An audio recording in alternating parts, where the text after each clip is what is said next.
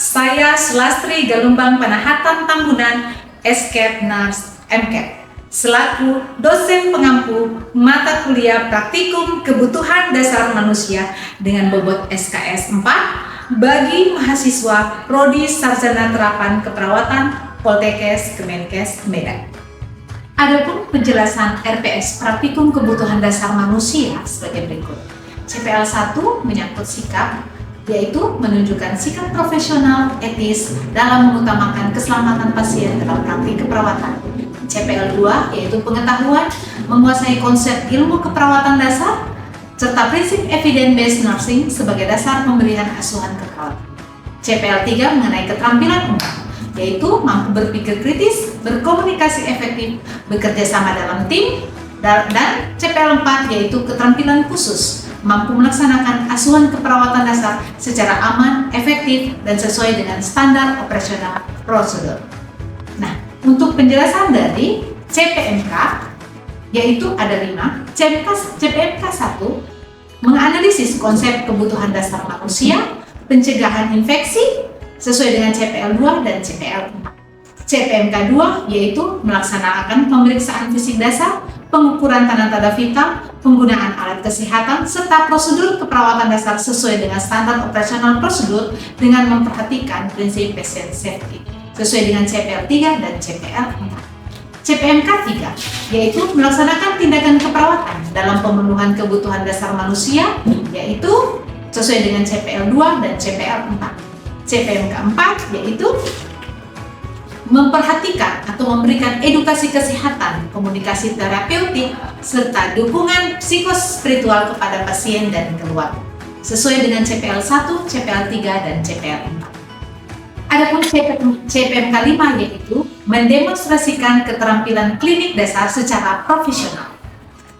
Nah, metode pembelajaran yang digunakan dalam penilaian mahasiswa dengan menggunakan checklist keterampilan, observasi sikap, ketepatan prosedur, dan pasien safety.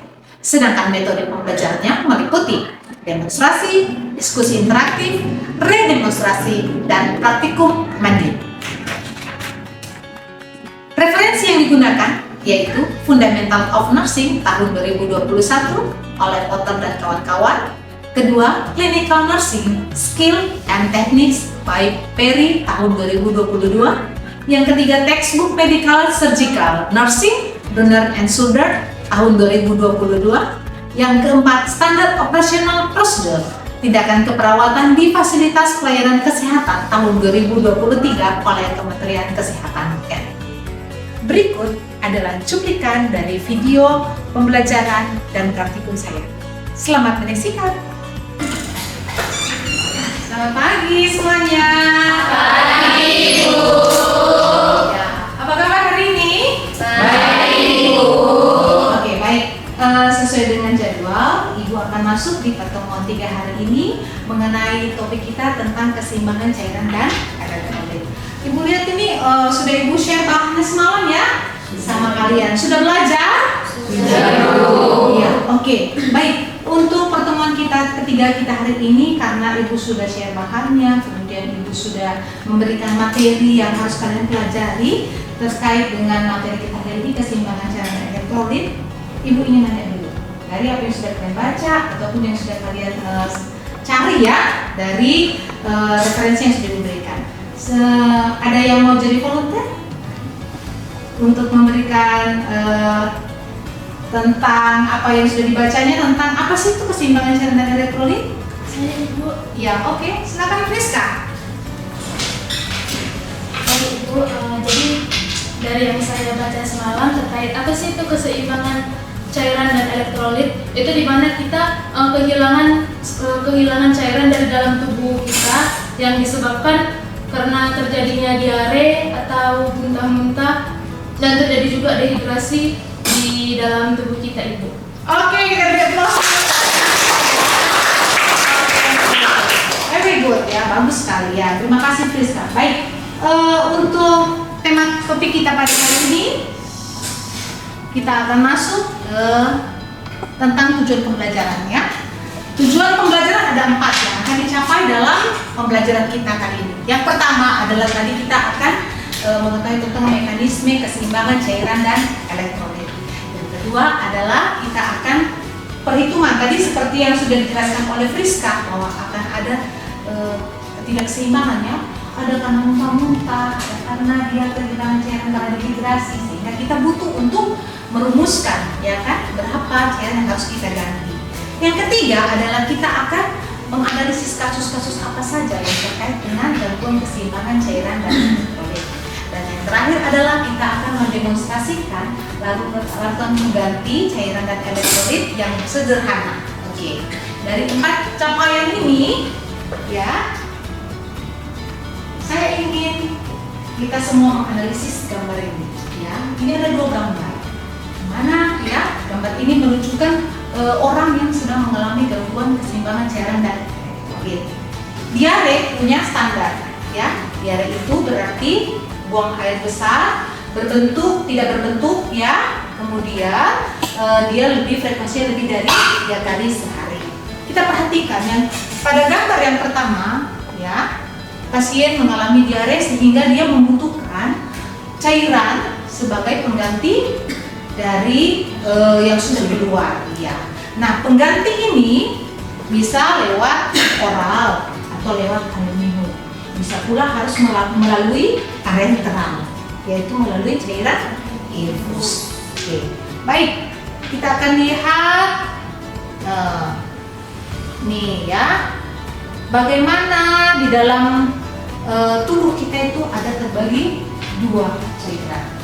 Ada intravaskuler dan ada ekstravaskuler. Ayo, kalau secara intravaskuler berarti dia berada dalam pembuluh darah dan ekstravaskuler di luar pembuluh darah. Ya. Selanjutnya, mari kita lihat beberapa ya cara atau mekanisme cairan keluar dari tubuh kita ya. Ada yang melalui kulit atau paru ya, kemudian ada yang melalui urin dan ada yang melalui feses. Nah, cairan yang keluar yang melalui urin atau melalui kulit atau paru ini itulah yang melalui kulit atau paru ini itu yang disebut dengan insoluble water loss. Artinya apakah kita bisa menghitung kalau kita keringat seharian? Kan nggak mungkin ya kan, baju kita peras gitu ya kan ya, terus kita ngitung, kita timbang enggak ya. Jadi ini cairan yang keluar lewat juga pernapasan ya. Saat kita bernapas, coba kalau kita taruh tangan kita kita hembuskan ya, nafas dari situ kan seperti terasa ada cairan ya kan. Nah, itulah saat kita bernafas respirasi juga terjadi proses pengeluaran cairan dalam tubuh kita. Nah, ini ada standar yang sudah ditetapkan, yaitu dari 800 sampai 1200 cc. Kemudian kalau urin gimana Bu? Kalau urin itu pakai rumus ya. Ada rumus untuk orang dewasa, yaitu 1 ml per berat badan per 24 jam. Ayo coba semuanya, coba ngitung. Ayo, punya handphone masing-masing kan? Tidak ada tulis kan? Ya, coba hitung BB-nya. Kak Veronica. Iya, Veronica namanya toh? Iya. Kak Vero, coba berat badannya berapa? 75 dalam 1 menit. Berarti mengeluarkan 75 cc kali 24 jam berapa? Yang lain itu berat badannya sendiri ya. Ini tadi contoh sebagai kakak Vero. Kakak Vero berapa? Itu kakak Vero. Berarti kakak Vero akan mengeluarkan dalam 24 jam 1800 ml. Kemudian melalui feses. Nah, melalui feses ini kita harus lihat konsistensinya ya. Konsistensinya, kalau dia konsistensinya biasa, maka kita akan pakai yang paling rendah, yaitu 100 cc. Jadi jangan anggap, Bu, bagaimana Bu kalau misalnya fesesnya keras sekali Bu ya, seperti maaf ya, kayak kotoran kambing ya kan, lihat kan? Nah, itu menunjukkan kalau itu feses itu sudah tertahan lama, sehingga cairan itu bisa diserap kembali oleh tubuh ya. Nah Bu, kalau 1200 kapan kita pakai? Itulah kalau dia tidak berbentuk atau dia cair. Sekarang adalah untuk di input. Tadi kita bicara output, oke? Sekarang kita bicara masuk di input. Cairan yang masuk. Yang pertama dari oral, ya kan? Oral. Cairan yang masuk lewat oral, yaitu bisa berupa apa saja? Kakak, siapa yang mau jawab? Ya, silakan Kak. Siapa namanya Kak? Keisha. Kak Kesia. Silakan Kak Kesia. Bisa minuman. Minum, oke. Kalau minum, ini sudah ada di sini. Kalau misalnya, Minum. iya. Kalau pakai tumbler atau minuman botol udah ada kan? Sudah punya ukurannya. Oh, saya minumnya sekian. Ya, sekian. Bu, bagaimana kalau kita pakai di rumah Bu? Gimana caranya kita mengukur? Di rumah kan punya gelas ya, gelas takar. Gelas takar itu ukurannya biasanya 200 ml. Kita tinggal mengalikan, ya. 200 ml dikalikan berapa gelas kita minum dalam waktu 24 jam. Jadi itu kita berapa kali kita memasukkannya, itu kita kali, ya. Jadi jangan anggap, wah segelas 200 langsung tulis, tidak, ya. Jadi kita hitung berapa kali. Jadi kalau dia misalnya masuk 2 gelas, berapa ml yang masuk? Ayo, kalau pakai tadi sekali ditarik tadi kan 100. Satu gelas itu bisa habis, bisa aja 2 kali tarik. Jadi kalau 2 gelas berapa masuk cairannya? 400. Oke, bagus. Oke, selanjutnya kita akan masuk kepada bagaimana tentang hal-hal yang bisa mengganggu dari sistem keseimbangan cairan dan elektrolit.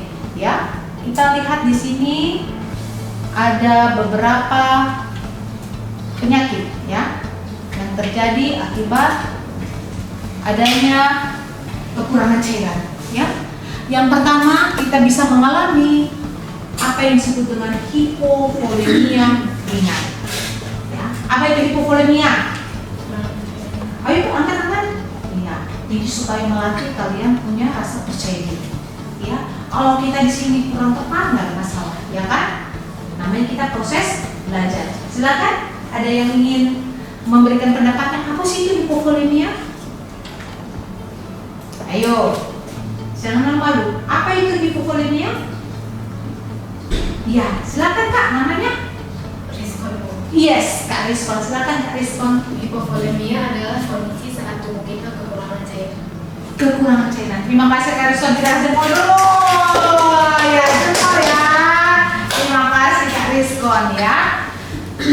Kekurangan saat tubuh kita menderita kehilangan cairan ya. Pada saat terjadi kekurangan cairan, tubuh itu tidak langsung memberikan refleks bahwa kita itu benar-benar kolaps, tidak.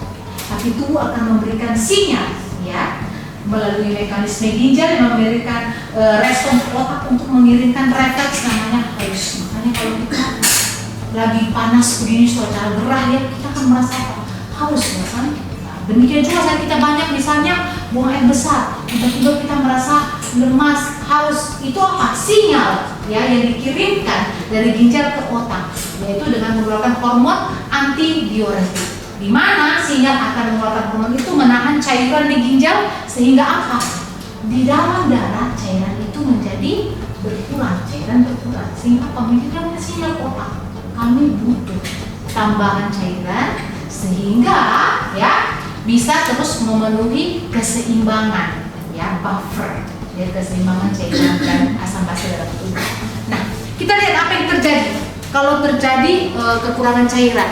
Kalau ringan kita hanya mengalami tadi apa? Mulai malas makan ya. Jadi ini bukan malas makan karena diet ya. Ini tadi karena kekurangan cairan. Kemudian kita akan mengalami lemas ya. Lemas, kemudian tensi kita mulai turun, terus nadi cepat. Itu adalah mekanisme dari jantung untuk memenuhi keseimbangan cairan dan elektron. Jantung akan bekerja keras, berupaya membuat apa? Seluruh mekanisme dari peredaran darah itu tetap berlangsung. Mana yang kurang, cairan itu tetap bisa terpenuhi. Kita lihat, kemudian akan ada kalau sampai terjadi hipovolemia berat, maka akan terjadi penurunan dari urin. penurunan urin ini karena apa tadi? Semua cairan tadi diserap, ditahan untuk memenuhi tadi kebutuhan di organ-organ vital, sehingga akan ada namanya anuria atau mulai terjadi dia mulai urinnya berkurang. Jadi kalian, kok saya banyak misalnya ya tadi BAB encer, kok saya sudah banyak minum kok nggak rasa kencing, nggak cepat rasa kencingnya. Itu masih mekanisme ya tubuh menyeimbangkan tadi ya cairan yang keluar dan cairan yang masuk. Kalau kita sampai belum merasa berkemih dalam waktu 1 jam, itu menunjukkan berarti belum tercukupi kebutuhan cairan kita. Berarti masih kurang ya, masih kurang hanya untuk yang diproses di dalam metabolisme saja. Jadi belum ada yang bisa untuk dikeluarkan. Nah itu tadi satunya ya, tanda gejalanya kalau sudah mengalami dia dari, nah ini dia ya. Sampai di mana apa terjadi? Kalau sudah terjadi hipovolemia berat, akan terjadi penurunan kesadaran. Ini paling hati-hati pada bayi dan balita. Jadi jangan anggap remeh pada bayi dan balita. Oh nggak apa-apa kok, kalau dia cuma mencret atau BAB-nya banyak, nggak apa-apa, biasa itu. Perhatikan ya, kalau pada bayi dan anak-anak itu akan cepat untuk mengalami ya dehidrasi. Kenapa? Bayi dan anak-anak itu sistem lemak ya itu belum sempurna, sehingga yang menahan cairan itu masih gampang untuk dia hilang dengan proses penguapan ya. Oke, sampai di sini Ibu menjelaskan. Apakah ada hal-hal yang ingin ditanyakan? Ya. Oke, karena keterbatasan waktu ya, kita akan masuk nanti di praktikum. Nanti di praktikum kita akan bahas lebih lanjut tentang perhitungan keseimbangan cairan dan elektrolit sesuai dengan rumus yang sudah diberikan ya. Rumus kalian kasus yang sudah diberikan kalian coba kerjakan, nanti kita sambung di praktikum. Oke, selamat siang semuanya. Sampai ketemu di pertemuan keempat untuk praktikum. Terima kasih. Oke, Ibu permisi ya. Iya, Bu. Selamat pagi semuanya. Pagi, Bu. Baik, sesuai dengan pertemuan kita minggu lalu, kita akan melaksanakan praktikum tentang pemasangan infus hari ini, ya kan? Nah, ini Ibu sengaja membaginya menjadi kelompok-kelompok kecil, ya. Hari ini kan terdiri dari 6 orang ya, 6 orang satu kelompok. Nanti Ibu akan melaksanakan pembimbingan di kelompok berikutnya. Ini ada giliran kelompok 1 ya. Ya, kelompok 1 di sini ada yang sudah pernah melaksanakan pemasangan infus. Saya Ibu Kedora. Ya, oke. Baik, Theo nanti Ibu akan simulasikan, kemudian nanti Ibu akan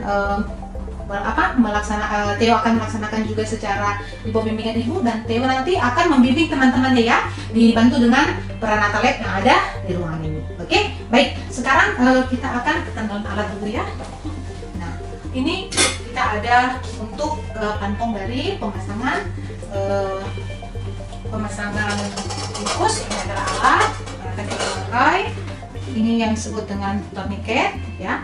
Nah, dalam proses pemasangan infus yang terpenting adalah kita ada mencari vena ya yang sesuai ya.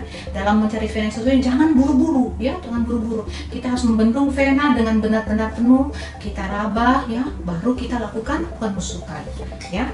Kemudian ini adalah yang disebut dengan three-way ya. Three-way ini adalah gantinya dari, biasanya kita akan memberikan obat itu dengan memasukkannya melalui infuser.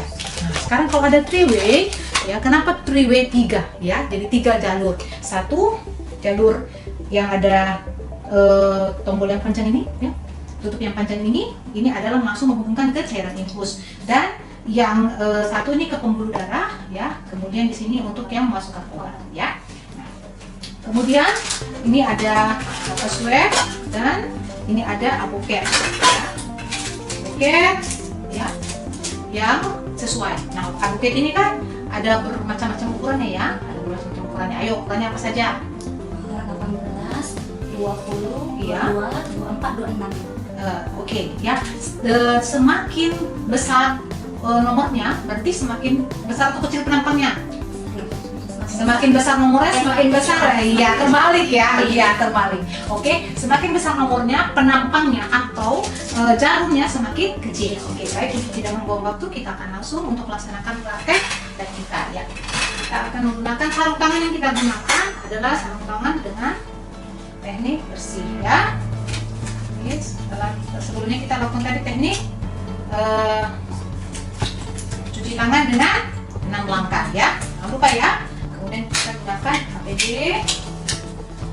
Selanjutnya kita berikan gelang pengawas. Sini boleh dekat.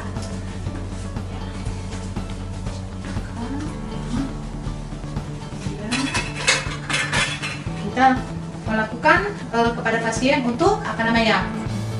Iya, melakukan pre-interaksi. Apa yang kita kenalkan pada saat pre-interaksi? Nama kita, Perkenalkan, oke, nama perawat, kemudian tujuan pemasangan, selanjutnya sama tahapan. iya tahapannya. Kemudian kita minta info konsen ya. Oke. Ini pasiennya kita periksa juga apa tadinya? Tanda pengenal ya. Kita periksa ID card-nya apakah memang sudah sesuai dengan pasien yang akan kita laksanakan tindakan. Kita akan lakukan tindakan pembendungan ya. Permisi ya Bu. Pembendungan ya. Kemudian sebelumnya tangan ini karena tangannya nggak bisa digenggam ya, ini jadi kita lakukan penggenggaman. Kemudian kita lakukan teknik untuk membendung dari venanya. Nah, nih coba lihat. Nih, pada saat ini bisa diperhatikan. Nah, coba lihat. Ini terbendung kan? Ini kita lakukan pembendungan dengan tourniquet, kita nampak di sini venanya ini teraba. Ya. Pada saat ini venanya teraba menggelembung. Nah, coba sini kalian pegang ya. Pegang, kalian pegang ya. Iya. Ya kan? Iya. Berisi kan? Apa yang teraba? Lebih keras. Iya, dia terasa lebih seperti selang. Boleh sini gantian. Ya, berikutnya mundur dulu. Ya. Silakan diraba. Oke. Ya, diraba ya. Terus lanjut. Ya. Teraba ya, berisi. Nah, oke. Ya, sekarang kita akan melakukan teknik penusukan. Ini saya coba putar ya. Ini supaya memudahkan kita di dalam melakukan teknik penusukan ya. Ini adalah vena yang sudah terbendung, kemudian kita masukkan ya aboket yang sesuai ke dalam bak instrumen. Kita masukkan kapas swab. Kemudian sebelumnya tadi sudah kita sambungkan ke tiang infus. Ini karena kita pakai kepada pantom, jadi ini kita skip aja ya. Ini anggap ini sudah terpasang. Oke. Kemudian ini adalah 3W yang kan kita mau pakai, ini sudah kita siapkan ya. Oke. Kemudian pada saat kita akan melakukan penusukan, kita akan mengatakan kepada pasien supaya apa? Tetap menggenggam tangannya dan jangan melepaskan genggamannya. Ya. Oke. Selanjutnya kita akan lakukan penusukan. Kita swab ya. Boleh dilihat ya, Nak? Ya, oke. Kemudian setelah kita swab ya. Oke. Perhatikan dari jarum di aboket kita ya. Kita lihat arahnya ke arah atas, kemudian kita pegang bagian yang berwarna supaya dia tidak lepas pada saat kita lakukan penusukan ya. Ibu, Bapak, tolong tarik nafasnya sedikit ya. Oke. Lihat, jangan di daerah pergelangan ya. Jangan di daerah pergelangan. Tarik nafasnya. Oke. Bagus. Kemudian begitu masuk kita tarik jarum pengantarnya, kita dorong aboketnya, kemudian kita tarik perlahan jarum pengantarnya, masukkan kembali ke dalam tabung. Ya, kemudian kita pasang 3W. Oke. Kita pasang 3W. Oke. Selanjutnya, ya ini kita tutup. Ya, karena ini akan disambungkan ke infuset. Ya, ini akan sambungkan ke infuset ini ya. Oke, kita sambungkan ke infuset. Kemudian kita lakukan fiksasi. Ya. Oke, baik. Dari yang sudah Ibu jelaskan, ada yang mau coba lakukan? Saya Ya, oke, boleh, silakan. Ya, ini kita up dulu ya. Kita up dulu. Ini kita masukkan dulu supaya aman. Ya. Silakan Theodora pasang handscoon-nya. Oke, sebelah sini nak, supaya teman-temannya bisa lihat. Ya, ini kita up dulu ya. Kita up. Oke, sambil ditekan ya.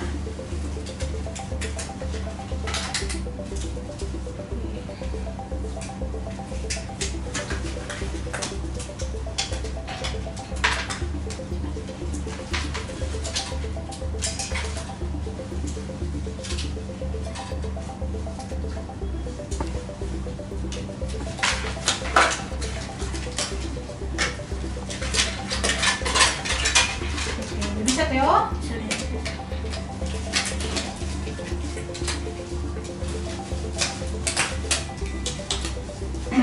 Nah, sekarang ya, Theo akan memperhatikan yang lain. Boleh Theo infusnya? Oke. Oke, ya bagus ya Theo. Oke, baik. Nah, tadi Ibu sudah simulasikan ya kan? Untuk demonstrasikan untuk yang pertama. Sekarang teman-teman kalian Theo, karena dia sudah pernah melakukan sebelumnya ya, Theo akan memberikan contoh kepada kalian bagaimana untuk melaksanakannya. Ayo, silakan Theo dibawakan dari sini ya. Oke, baik, pertama-tama kita akan pakai Ya, itu yang sudah dibendung ya, sudah dibendung, kemudian melihat penanya supaya membendungnya dengan merabanya. oke, bagaimana dipilih? Jika yang lurus dan teraba dan terlihat Ya, oke. Kamu pilih yang mana Theo? Tuh ada beberapa. ini. Ya, oke. Di sebelah sini bisa nampak? Ya, oke. Kemudian kita akan menusuknya Oke. Hati, jangan sampai terkena bagian yang bagian lewat dari yang berwarna ya. Arahnya kemana? ke arahnya yang Tajam ke arah tajam mana? ke arah depan. Yes, ya. Tajam ke arah depan ya. Oke. Kemudian kita akan menusuknya Tangannya tetap dia apa digenggam? Iya, iya, oke. Bisa nampak? Bisa. Ya, oke. Kemudian setelah masuk kita akan mendorongnya. Ya, di mana nampak di itunya kalau masuk? Di Ada bagian, darah. iya, ada darah keluar ya. Kemudian kita Ya. dorong. Oke. Kemudian kita tahan supaya darahnya tidak keluar. Oke, masukkan ke dalam tabung. Turniketnya Dilepas Oke, turniket dilepas. Kemudian kita akan masukkan dulu sambungan kemana? ke triway. Oke, bagus. Kita sambungkan dulu ke triway-nya ya, supaya aman dulu ya. Ya, kita sambungkan ke triway. Oke, kemudian Kita akan melakukan fiksasi. ya menggunakan sekarang. Langsung. Oke. Oke, fiksasi dulu. Udah nggak usah ditekan lagi, udah nggak apa-apa itu. Ya, letak lagi tangannya. Ya, oke ya. Kalau sudah difiksasi, sudah pasang triway, aman ya. Ya, oke itu darahnya nggak akan keluar. Kemudian Kita akan melakukan di transfer filmnya, kita lempetkan. ya, itu nggak usah dilepas ini dari untuk menaruh nama. Kita sambungkan ke infuser. Tuh. Oke. Oke, itu tadi sudah posisi tertutup dulu ya. Disambungkan ke infuser. Kemudian baru dialirkan. Ya, dialirkan. Ini karena kepantul nih, jadi nggak nampak ya. Kalau ya, kemudian selanjutnya di fiksasi. Oke, fiksasi. Oke.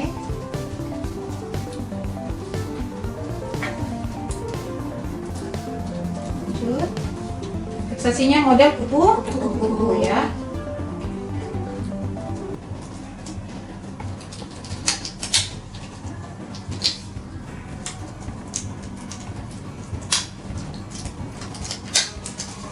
Oke, satu lagi di atas. Oke, selanjutnya setelah itu apa yang dilakukan? Menghitung tetesan berapa sesuai dengan petunjuk dokter atau advis dokter. Kemudian jangan lupa apa dia Theo? Apa kita berikan di sini? Tanggal Iya, dan nama. kalau tanggal namanya kan sudah ada tanggal ya dan jam ya supaya kita tahu untuk kapan penggantian infus berikutnya. Nah, dari yang sudah didemonstrasikan Ibu dan Theo bagaimana? Apakah sudah ada pencerahan? Ya, siap untuk melakukannya? Siap, Ya, Ibu. oke. Kalian akan melakukannya di bawah bimbingan Theo dan di bawah Pranata Lab secara mandiri. Oke, ya. Terima kasih, Bu. Oke. Demikianlah video pernyataan diri dosen dalam unjuk kinerja Tridharma Perguruan Tinggi kali ini. Salam sehat.